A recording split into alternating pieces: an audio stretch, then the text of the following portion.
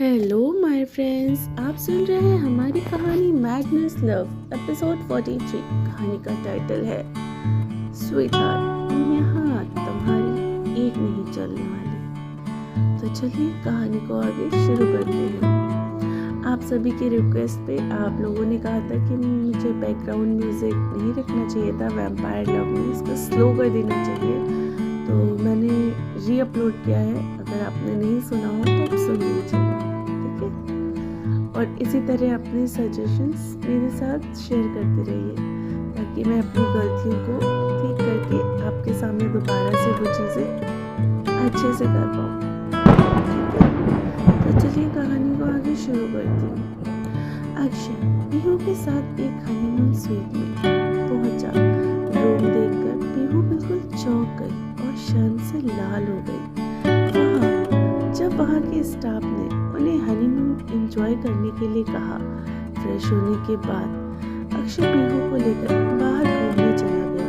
इतने दिनों के बाद पीहू बाहर की खुली हवा में आकर बहुत सुकून महसूस कर रही थी। उसके चेहरे पर खुशी को और चमक को देखकर अक्षय के दिल को बहुत ठंडक मिल रही थी।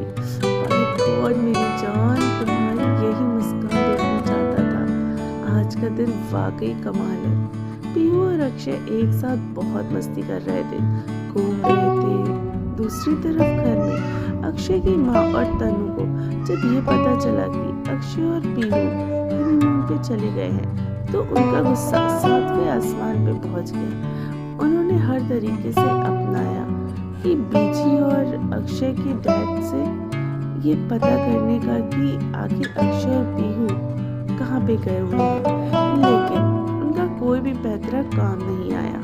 पीहू और अक्षय के फोन भी बंद थे। इससे तान्या पूरी तरीके से बौखला गई और उस पीहू को नहीं छोड़ूंगी ऐसा कहने लगी। तान्या अक्षय के साथ जाने का सपना देख रही थी और अब उसे ये भी नहीं पता कि अक्षय कहाँ है। पीहू और अक्षय बहुत एंजॉय कर रहे थे। पीहू एक शॉप पे कुछ लेने के लिए रुकी थी। अक्षय पीहू का बाहर वेट कर रहा था। तभी दिनेश ने पीछे से आकर अक्षय को पुकारा, अक्षय तुम यहाँ। दिनेश को देखकर पहले तो अक्षय चौंक गया। वो बहुत खुश भी हो गया, लेकिन अक्षय की खुशी तब उजड़ गई जब उसे पता चला कि दिव्या भी दिनेश के साथ गोवा आई हुई है। ये जानने के बाद अक्षय दिनेश को कहता है वहाँ से जाने के लिए, लेकिन इससे पहले कि वहाँ दिव्या आ गई। अक्षय को देख दिव्या खुश हो गई। अक्षय तुम यहाँ, तुम और पीहू तो मनाली। अरे वाह यार, इसका मतलब पीहू भी यहाँ पर है। कहाँ है वो, बताओ, अब तो हमारी मस्ती डबल हो जाएगी। दिव्या को देखकर अक्षय ने बड़बड़ाते हुए दिनेश से कहा, साले इसे यहाँ से लेकर जा। अगर ये दोनों बेस्ट फ्रेंड मिल गई तो मेरा हनीमून फ्रेंड मून बन जाएगा। अभी के अभी इसे यहाँ से लेकर निकल जल्दी। अक्षय की बातें सुनकर दिनेश चुपचाप दिव्या को लेकर जाने लगा, लेकिन दिव्या पीहू से मिलने की जिद करने लगी। तभी दिव्या को दूर से आती पीहू दिख रही थी। इससे पहले कि पीहू दिव्या को देख पाती, दिनेश उसे खींचते हुए लेकर चला गया। अक्षय गहरी सांस लेकर बड़बड़ाने लगा, मनहूसियत मेरा पीछा क्यों नहीं छोड़ती है भगवान, हर जगह कुछ ना कुछ होता ही रहता है। यहाँ नहीं, गॉड प्लीज़, मेरा हनीमून है, मैं प्लीज़ अब कोई पंगा नहीं चाहता। मुझे पीहू के साथ अकेले टाइम स्पेंड करना है। अक्षय बेड पे बैठा पीहू का लाया सामान देख रहा था। तभी पीहू फ्रेश होकर वॉशरूम से बाहर आई। पीहू को देखकर अक्षय को शरारतें सूझने लगी। अक्षय ने पीहू को अपनी बाहों में जकड़ लिया। अक्षय पीहू की नेक को चूमने लगा। स्वीटी, मैं सोच रहा हूँ क्यों ना हम कुछ। अक्षय ने इतना ही कहा था कि पीहू ने अक्षय को रोक दिया, क्योंकि वो समझ गई थी कि अक्षय के दिमाग में क्या चल रहा है। सोचना भी मत, समझे, अभी नीचे जाना है, मुझे तैयार होने दो। लेकिन अक्षय कहाँ मानने वाला था। उसने पीहू को अपनी बाहों में भर लिया और बेड पे लेटा दिया। स्वीट हार्ट, यहाँ तुम्हारी एक न चलने वाली है। जब से शादी हुई है ठीक से तुम्हारे करीब भी नहीं आया, तुमने किस भी नहीं किया, और अक्षय ने इतना ही कहा था कि रूम के डोर पर नॉक कर दिया। ये मेरे रोमांस में आग लगाने कोई ना कोई टपक ही जाता है। अब साला किसकी शामत आई है। अक्षय ने इरिटेट होकर दरवाज़ा खोला तो सामने दिव्या खड़ी हुई थी। दिव्या अक्षय को देखकर चौंक गई। वो कुछ कहने ही वाली थी कि अक्षय ने झट से दरवाज़ा बंद कर दिया।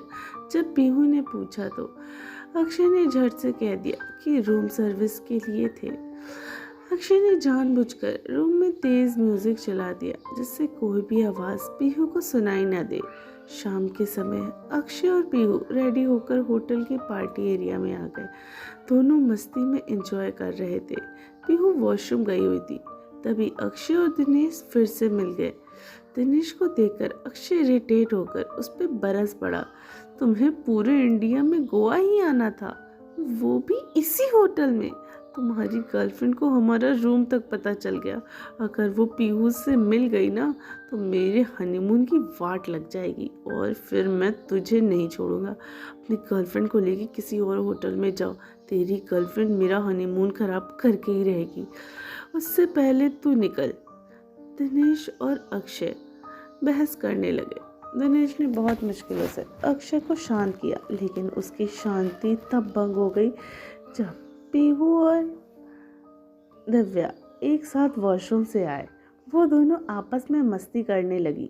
ये देखकर अक्षय बरसती आंखों से दिनेश को ही घूरने लगा। अक्षय के मन में यही चल रहा था कि अब उनका हनीमून का सत्यानाश हो गया, और हुआ भी क्यों ना।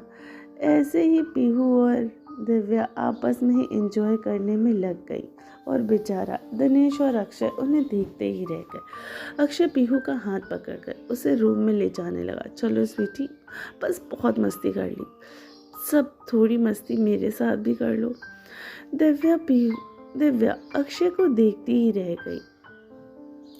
अक्षय दिव्या को चिढ़ाते हुए पीहू को लेकर चला गया। अक्षय को सामान ढूंढ रहा था, इसलिए वो बैग में देखने लगा। तभी अक्षय की नज़र दिव्या की दी हुई ड्रेस पे पड़ी।